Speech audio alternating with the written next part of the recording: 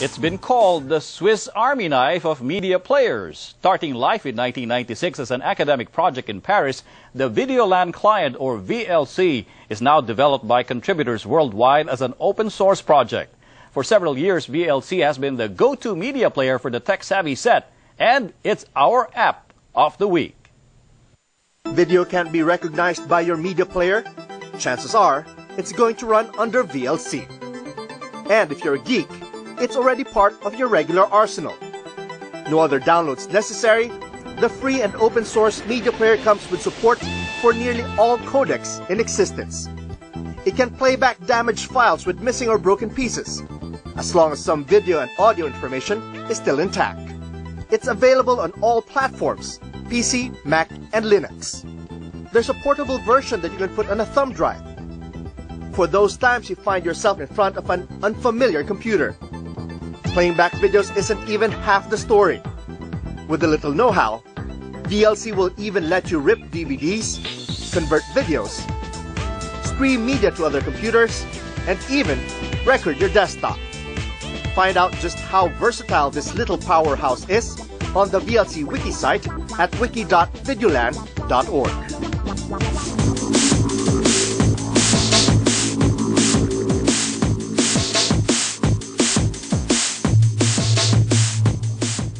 Apple held its Worldwide Developers Conference earlier this week with Steve Jobs unveiling what has to be the company's worst-kept secret. Although the keynote may have been preempted by multiple leaks, this hasn't diminished the hype nor taken anything away from the geek lust factor. For our very first unbox, what else could it be but the iPhone 4? Hot on the heels of selling 2 million iPads in under 60 days, Apple CEO Steve Jobs does his annual June pitch. Hey, we made the best smartphone again, and here's why you're gonna want it. iPhone 4 was finally made public, officially this time, and Apple claims this is their biggest leap yet on the platform. Now boasting of totally redesigned hardware with aluminosilicate glass on the front and on the back, the same type of glass used in windshields of helicopters and high-speed trains. It's wrapped in a stainless steel band that also functions as the device's antennas.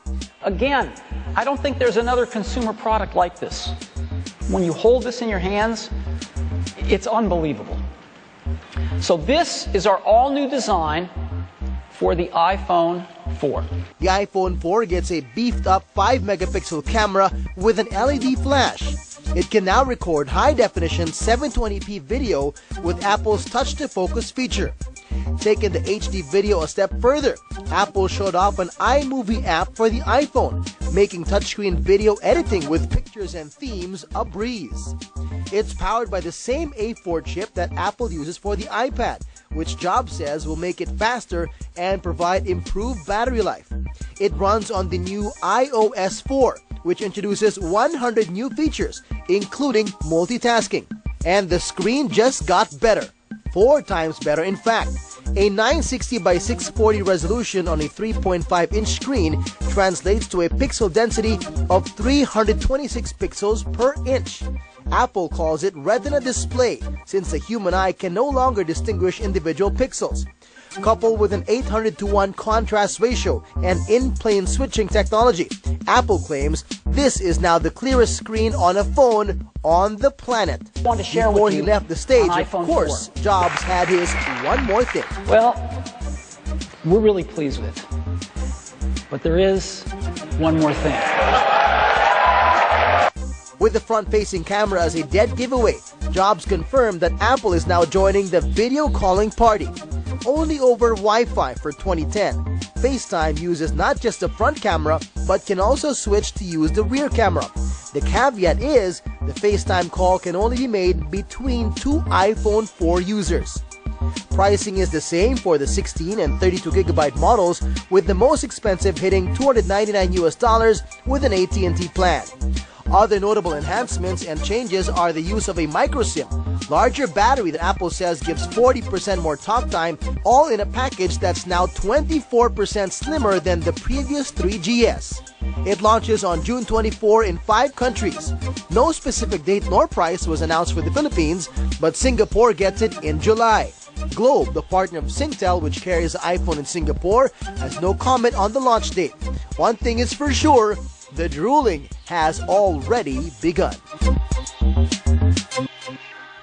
Thank you for watching. I'm Tony Velasquez. Until next week, when we fast forward from the present and look ahead to the future perfect of Philippine tech.